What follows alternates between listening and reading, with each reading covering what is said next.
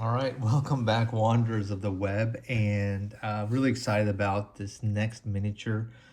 And I've teased this actually in a YouTube short, so if you haven't checked out my shorts, pause, check those out. This is going to be the commander for my 10 millimeter fantasy army. And 10 millimeter fantasy is a really cool scale, epic scale, so huge massive battles. And the miniatures are tiny. Again, I gotta get these Bretonians done. So here's what 10 millimeter scale kind of looks like.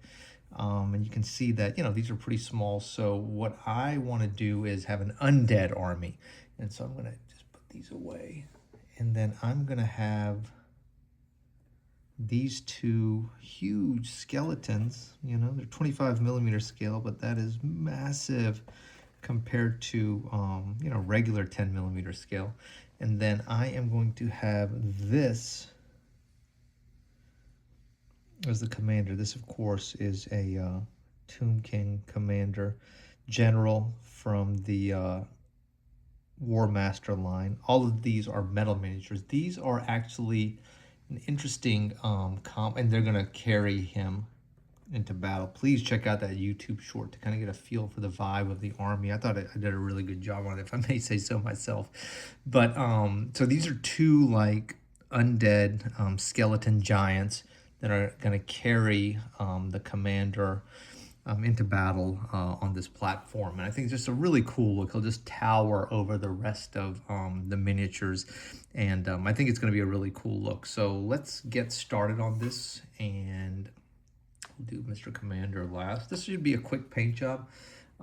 Famous last words, but let's see if we can get this done. And okay, so it's these are metal. So this is Ral Partha.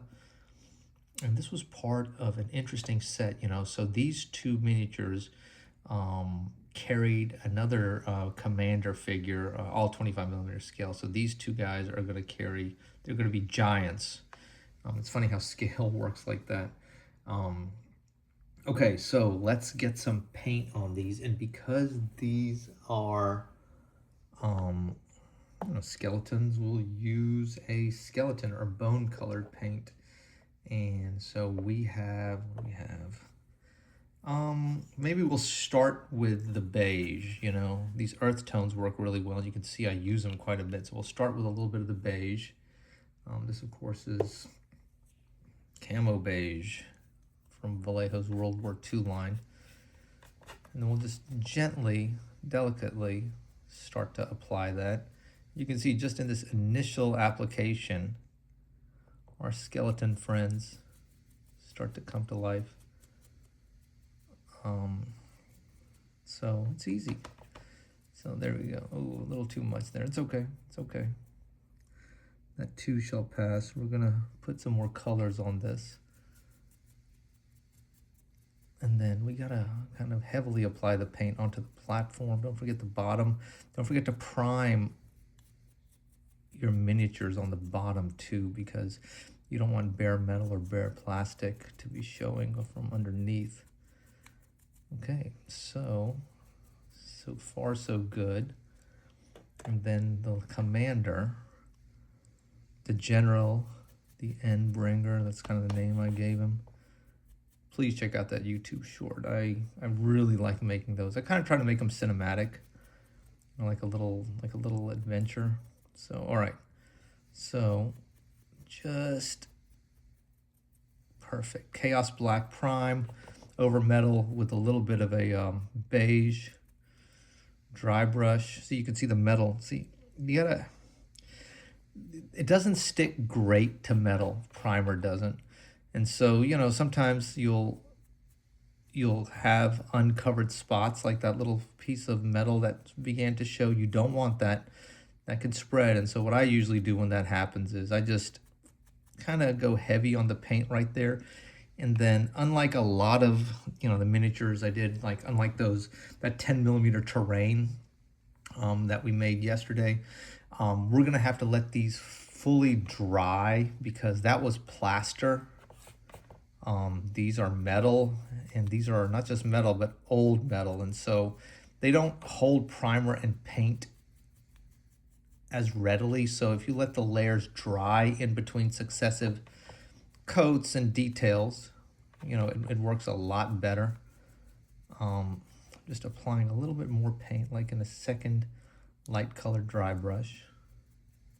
Looks really good already, doesn't it? Skeletons are kind of, I wouldn't say easy, you know, it's still hard to make them look great, but you know, I mean, it's a pretty monotone army theme. And so that helps. Harder is like those Bretonnian peasants, where everybody's got to be a little bit different, but you know, skeletons, we're all the same inside.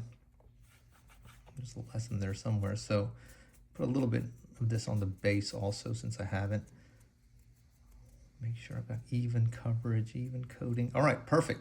Okay, so phase 1 done for our Warmaster or any other 10mm epic scale game. War Games Atlantic is going to come out with one, and that's going to be amazing. I think I'm really excited about that. So, all right, give me a moment, let these dry, and we'll start phase 2, okay?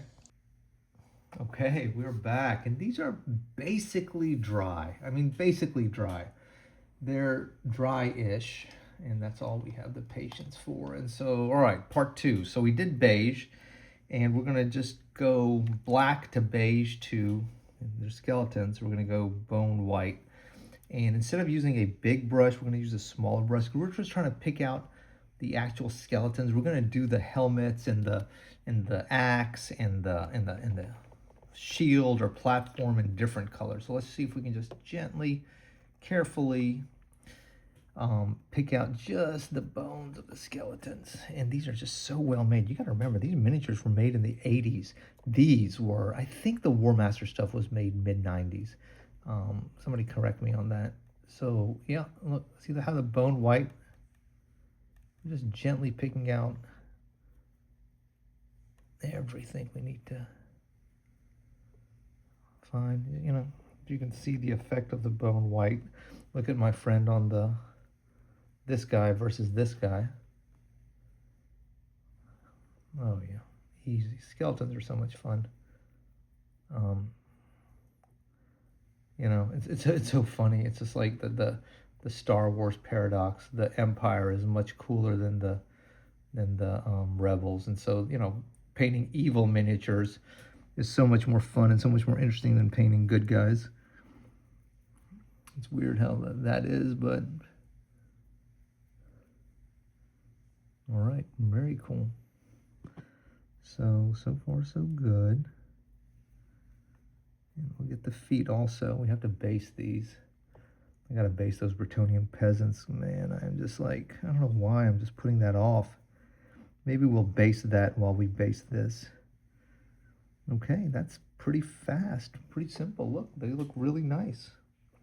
You know, they look like two huge, ominous, dangerous bone giants, and that's exactly what we're looking for. One thing I noticed is, you know, he's got an axe, and this guy actually has a sword slung over his shoulder, so we need to make sure we kind of get that detail right. You know, use all the details to your advantage. And then we'll put a little bit of, just a little bit of this on our general. Hang on, let me just see if I can, there you go. I'm just dabbing this. Gotta get a little bit on the skull. There we go. And on the arm, God, this is small. 10 millimeters is small. So nothing but respect to people that paint and play at this scale. And I know you're like, oh, yeah, 10 millimeters, okay, try 6 millimeters, you're right. 6 millimeter scale is just the next level. There's smaller scales than that. Okay, so voila, easy. All right, so 2 colors down, and our general is well underway. I'm gonna do some detail work. I'm not gonna bore you guys with that, but pick out some of the helmets, maybe pick out some of the small details, and I'll show you how far we get along with that, okay? All right, be back soon.